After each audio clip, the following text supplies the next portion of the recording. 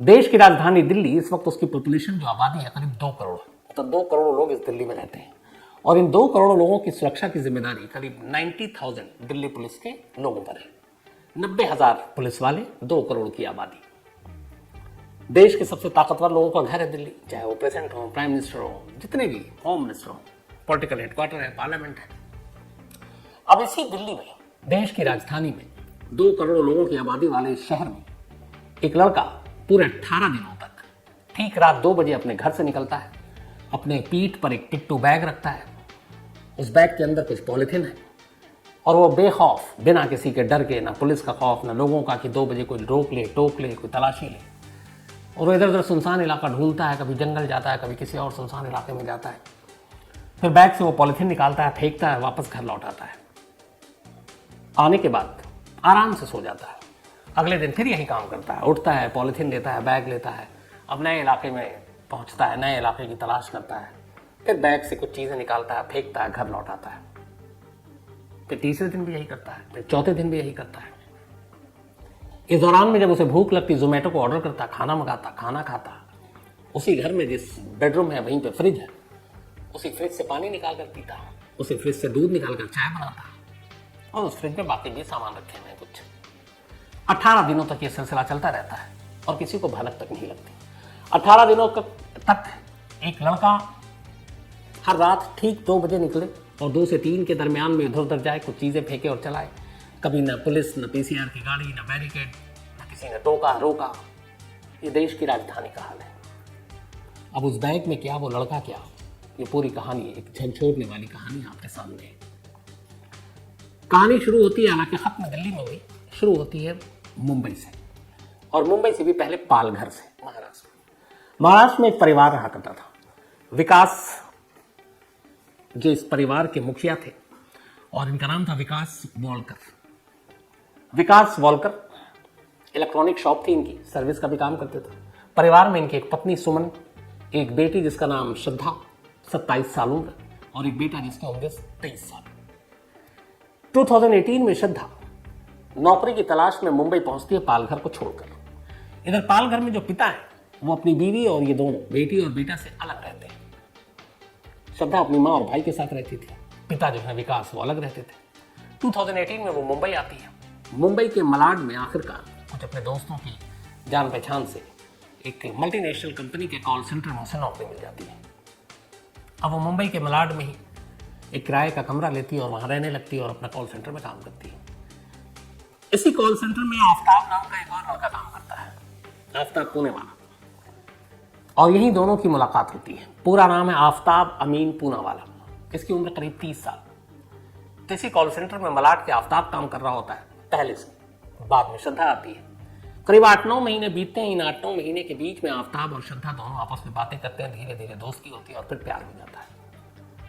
प्यार हो जाने के बाद, चूंकि श्रद्धा के घर वाले पालघर में, वो मुंबई में, इसी दौरान में एक रोज घर पहुंचती है श्रद्धा पालघर और अपनी माँ को बताती है कि एक लड़का है आफ्ताब, जिसे उसके साथ उसे प्यार हो गया है और अब दोनों वहीं मलाड में एक घर में, लिव इन में, दोनों एक ही कमरे में रह रहे हैं और मैं उससे शादी करूंगी। माँ ने समझाया कि ऐसा नहीं हो सकता, हमारा परिवार, खानदान इसकी इजाज़त नहीं देगा, इंटर रिलीजन मैरिज है, वो मुस्लिम है, तुम हिंदू हो, कास्ट भी जो है वो अलग अलग है। बात पिता तक पहुंची। विकास ने भी इस बात का विरोध किया पर वो मानी नहीं। उसने झगड़ा किया, अपना सारा सामान उठाया और उसने कहा आज के बाद ये सोच लेना कि तुम्हारी कोई बेटी नहीं है। 2019 की बात है ये, शुरुआत की। और अब श्रद्धा वापस मुंबई आ जाती है। अब वो मुंबई में आफ्ताब के साथ लिव इन में रहने लगती है। माँ बाप गुस्सा थे, कुछ वक्त तक बेटी से बात नहीं की, लेकिन माँ होती है। माँ ने 1-2 बार उसको फ़ोन मिलाया, श्रद्धा ने भी बात की, माँ ने फिर समझाया पर वो मानी नहीं। हो सकता था माँ बाद में मना भी लेती, लेकिन तभी जनवरी 2020 माँ सुमन, श्रद्धा की, उनकी मौत हो जाती है। अब सुमन की मौत के बाद श्रद्धा को जब पता चलता है, वो अपने घर जाती है, जो भी रस्में थे उसमें शामिल होती है और फिर वापस लौट आती है। माँ की मौत के बाद अपने पिता से वो कुल 2 बार फ़ोन पर बात करती है। बातचीत में उसके पिता ने बताया कि वो जब पूछते हैं कि तुमने इरादा बदला, तो वो कहती है कि आफ्ताब मुझे कभी बार मारता पीटता भी है, डांटता भी है, तो उन्होंने उसे समझाया भी कि लौट आओ, ऐसे रिश्ते को तोड़ दो। पर उसने कहा नहीं, फिर उसने माफ़ी मांग ली, सॉरी बोल दिया, सब ठीक है, मैं लौटने वाली नहीं हूँ। अब ये वहीं मुंबई में रह रहे हैं। 2 बार के बाद अब पिता से भी बातचीत बंद, भाई है उससे भी बातचीत बंद। अब एक बेटी एक दूसरे शहर में, मुंबई जैसे शहर में अकेले रह रही है, लिव इन में एक लड़के के साथ, फैमिली पालघर में है, फोन पे बात नहीं हो रही है। बाप बेटी, माँ बेटी या भाई, इनका रिश्ता बहन के साथ बड़ा करीबी होता है। तो अब क्या करें? गुस्से में लेकिन पिता की उसकी बात नहीं मान रही है, वो बात नहीं कर रहे। लेकिन श्रद्धा के कुछ दोस्तों के नंबर श्रद्धा के भाई के पास भी थे, श्रीजय नाम है उसका, और पिता के पास। तो कभी कभार वो उससे खैरियत पूछ लेते उसकी कि वो ठीक है। फिर लगता कि कई बार क्यों पूछें, तो इन्होंने एक नया तरीका निकाला। श्रद्धा के मोबाइल के व्हाट्सएप स्टेटस, उसकी तस्वीरें, डीपी, ये चीज़ें जब जब बदलती तो उन्हें लगता चलो बेटी है, ठीक है, एक्टिव है। उसके फेसबुक प्रोफाइल पे जाते हैं, वो नई नई चीज़ें लिखती, वो पिक्चर डालती जैसे, तो उन्हें लगता कि चलो ठीक है, कहीं घूमने गई है तो उसकी पिक्चर डाली, तो बेटी सही सलामत है। ये बात की तसल्ली रहती बाप को। अब कुल मिला के कहानी ये है कि बेटी आफ्ताब के साथ है, घर वालों से अब रिश्ते अच्छे नहीं है। इधर आफ्ताब का परिवार भी अब जब धीरे धीरे उसके दोस्तों रिश्तेदारों को पता चलता है कि एक लड़की के साथ लिव इन में है और वो लड़की मुस्लिम नहीं है, तो वो लोग भी इसका विरोध करते हैं। इसके बाद अब दोनों का ये था कि मुंबई में ज़्यादा दिन रहने का नहीं है। किसी ने कहा कि दिल्ली में अच्छी नौकरी मिलेगी, तो दोनों तय करते हैं कि चलो रिश्तेदारों से दूर, दोस्तों से दूर, एक नए शहर में जाकर अपनी ज़िंदगी बसाते हैं। 8 मई 2022, 8 मई 2022 को आफ्ताब और श्रद्धा दिल्ली आते हैं ट्रेन से। दिल्ली आने के बाद पहली रात 8 मई को आए थे, 9 मई को यहाँ पहुंचे। इन्होंने पहाड़गंज के एक होटल में रूम लिया और वहीं रात को रुके। नेक्स्ट डे फिर ये एक दूसरे इलाके में जाते हैं, सैजुद्दौला जाब, साउथ दिल्ली में। वहाँ पे ये एक होटल किराए पे लेते हैं और रूम पे वहाँ पे रुकते हैं। 10 मई को इन दोनों के कॉमन फ्रेंड जो मुंबई में था, दिल्ली में रहता है, वो छतरपुर में रहता था। ये दोनों वहाँ जाते हैं और छतरपुर में उसके घर पर रुकते हैं कुछ दिन। रहने के दौरान में फिर उन्हें कहता है कि यहीं पे तुम अपने लिए कहीं घर देख लो।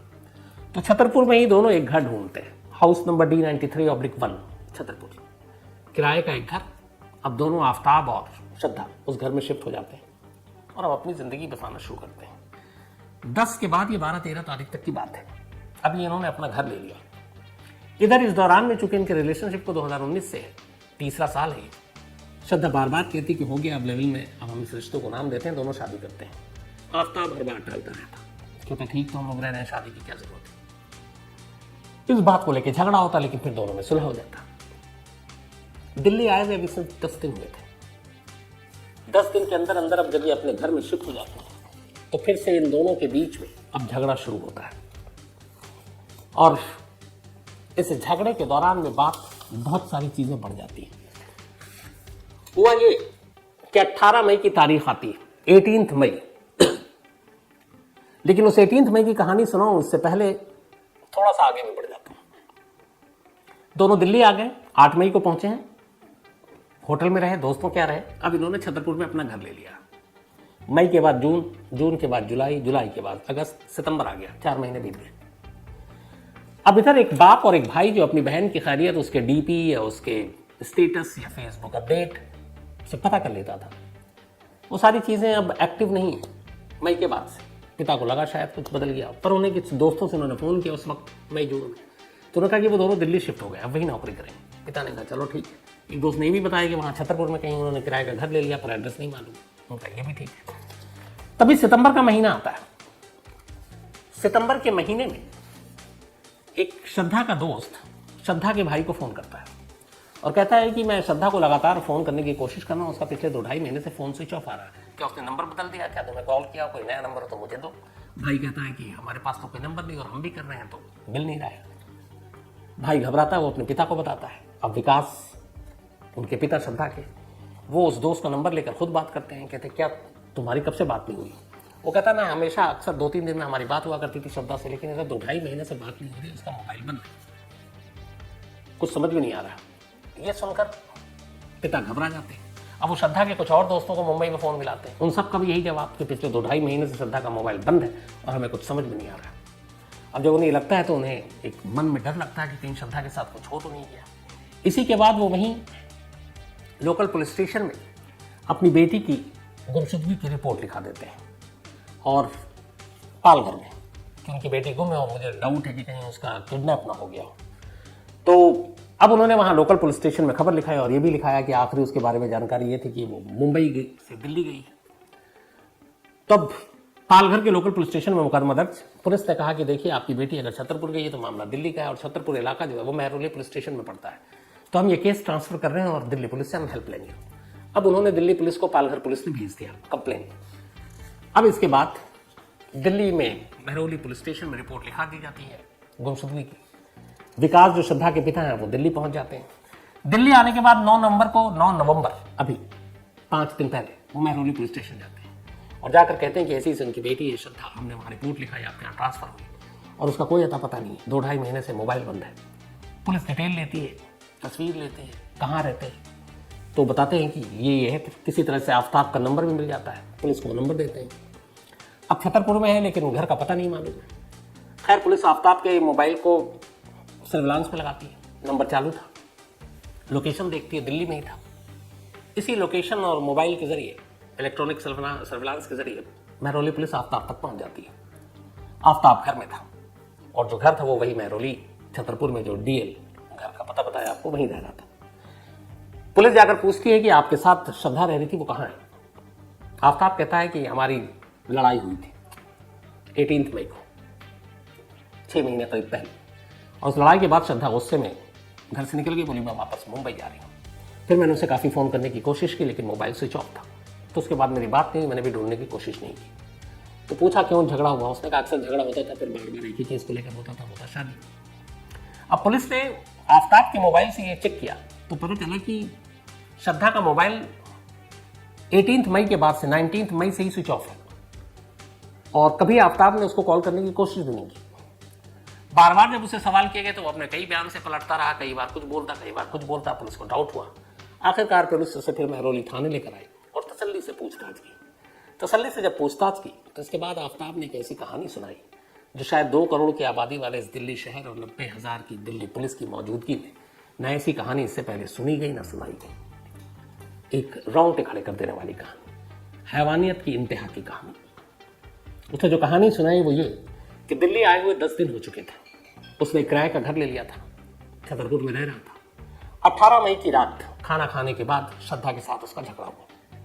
फिर बात शादी में आई, उसने शादी करने के लिए कहा, मैंने उसको टाला और इस बात पे बात बढ़ गई। मुझे बहुत तेज गुस्सा आया, मैंने उसका गला जोर से पकड़ लिया और फिर मैं तब तक दबाता रहा जब तक कि उसकी सांसें टूट नहीं गई। श्रद्धा मर चुकी थी। कत्ल करने के बाद अब वो आराम से उस लाश के साथ उसी कमरे में बैठता है। अब सोचता आगे क्या करना है। इसके बाद उस लाश को एक तरफ रखता है। मई का महीना है, दिल्ली में उमस और गर्मी है और आराम से उसी कमरे में सो जाता है जिस कमरे में उसने अभी अभी श्रद्धा को मारा और उसकी लाश पड़ी हुई है। सुबह उठता है। सुबह उठने के बाद वो मार्केट जाता है। वहीं लोकल मार्केट में एक तिलक इलेक्ट्रॉनिक शॉप है। वहां से एक बड़ा सा फ्रिज खरीदता है। एक दूसरी दुकान से आरी खरीदता है। तीसरी दुकान से कुछ पॉलिथीन खरीदता है। एक पिट्ठू बैग खरीदता है। ये सब सामान लेकर घर आता है। दोपहर के बाद वो श्रद्धा की लाश को बाथरूम में ले जाता है। अब बैठकर वहां तसल्ली से आरी से श्रद्धा की लाश के टुकड़े करता है। लाश के टुकड़े करता, पॉलिथीन में डालता, पॉलिथीन के एक तरफ कर देता। अब एक ही दिन में पूरी लाश के टुकड़े नहीं हो सकते थे, आधे अधूरे टुकड़े हुए। उसने उन पॉलिथीन के टुकड़े को फ्रिज में रखा। बाकी जो लाश अभी आधी अधूरी थी उसको भी फ्रिज में उसने किसी तरह घुसा दिया। उसी फ्रिज में उसके पीने का पानी था, उसी फ्रिज में दूध थी जिससे वो चाय बनाता था और फ्रिज बंद कर दिया। बाथरूम को धोया। लगभग अब लाश 24 घंटे पुरानी हो रही थी। मई का महीना, गर्मी, उमस, बदबू आने लगी। उसने बाथरूम को धोया, पूरा बाथरूम को। इसके बाद परफ्यूम पूरे कमरे में दरवाजे पर छिड़का ताकि बाहर बदबू ना जाए। फिर जोमेटो को ऑर्डर किया, खाना मंगवाया, खाना खाया। उसी फ्रिज से पानी निकाली जिस फ्रिज में लाश के टुकड़े, और इत्मीनान से सो गया कुछ देर के लिए। ठीक रात 2 बजे वो घर से निकलता है। 19 मई। कुछ टुकड़ों को एक पिट्ठू बैग में डालता है, बैग को कांधे पर डालता है, दरवाजा लॉक करता है, घर से बाहर जाता है पैदल जाने के बाद वहां से थोड़ी दूरी पर महरौली का जंगल शुरू होता है। कुछ लोग टकराए भी, किसी ने पूछा नहीं। लोग आ जा भी रहे थे लेकिन लोगों की भीड़ कम थी। महरौली जंगल सुनसान। वहां से उसने बैग खोला, पॉलिथीन निकाली और जंगलों के बीच में उसे उछाल कर फेंक कर वापस घर आ गया। घर आया, बैग रखा, सो गया। अगले दिन सुबह उठता है। उसी फ्रिज से दूध निकालता है, चाय बनाता है, चाय पीता है, नाश्ता करता है, फिर लग जाता है बाथरूम में बैठकर उनको टुकड़ों कुक करने के लिए। टुकड़े करता है, फिर पॉलिथीन में डालता है, फिर बाकी हिस्सा फ्रिज में रखता है, फिर जोमेटो से ऑर्डर देता है, खाना मंगाता है, खाना खाता है। अब रात 2 बजे का इंतजार कर रहा होता है, फिर 2 बजता है, फिर कुछ टुकड़ों को बैग में डालता है, निकल पड़ता है। इस बार महरौली जंगल के अलावा कोई दूसरी सुनसान जगह देखता है, एक सुनसान जगह है, वहाँ पर भी ले जाकर टुकड़ों को उछाल देता है पॉलीथीन समेत, फिर घर आता है, फिर सो जाता है। 18 मई से लेकर 5 जून तक ये सिलसिला चलता रहता।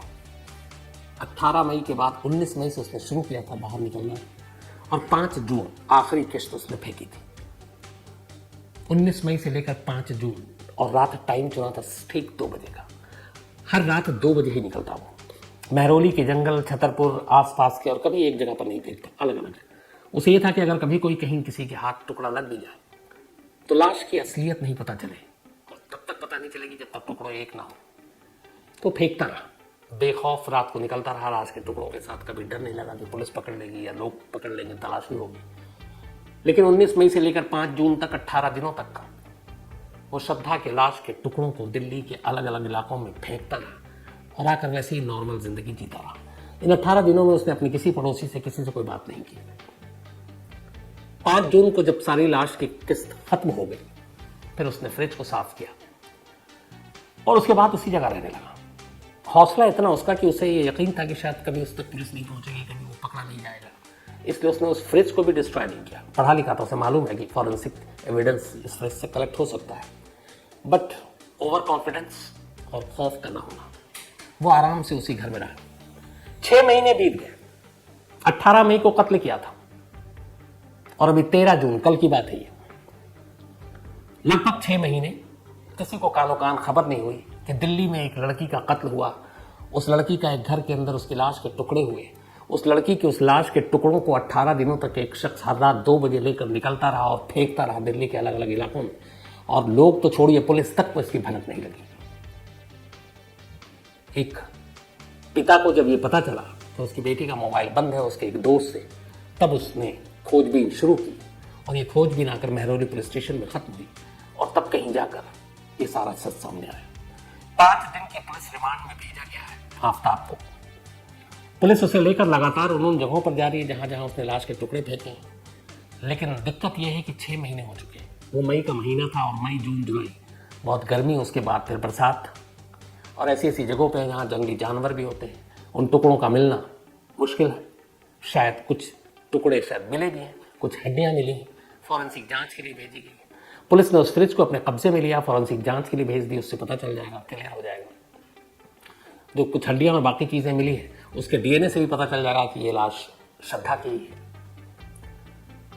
और आफताब इस वक्त दिल्ली पुलिस की हिरासत में है। अब यहाँ पे कई चीज़ें हैं।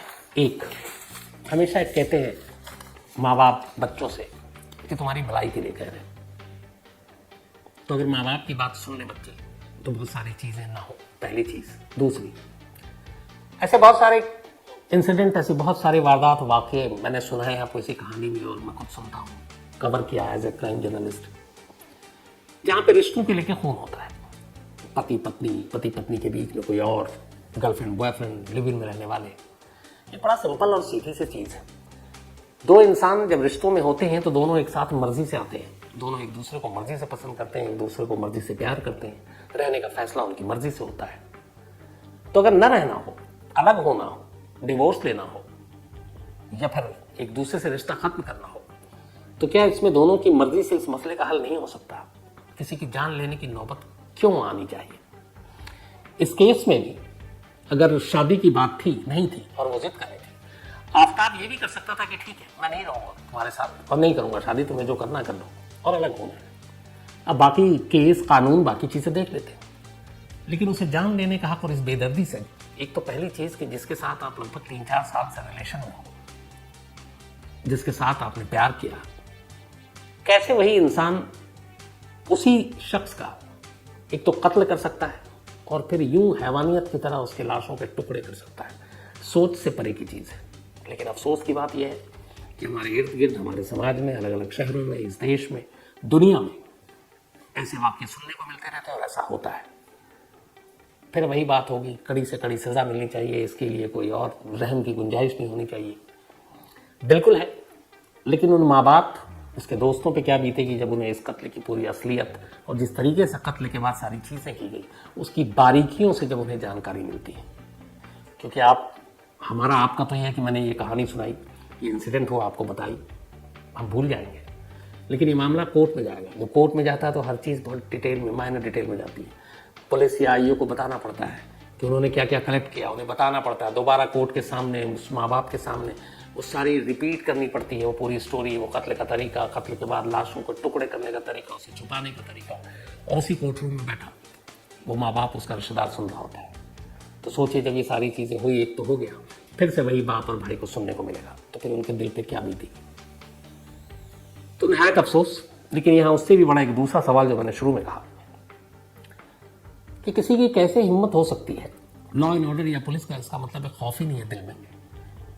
एक आदमी, जैसे बहुत सारे एग्जाम्पल हैं, अगर आप दिल्ली की कई बॉर्डर लगती है, दिल्ली है, आपका हरियाणा है, इधर राजस्थान है, यूपी है, तो कहते हैं कि दो बॉर्डर के बीच में अगर कोई शराब की 2-4 बोतल लेके जाता है तो डर रहा होता है कि अगर मैं दिल्ली से चला हूँ नोएडा बॉर्डर पर पकड़ न ले पुलिस वाले, एक खौफ होती है।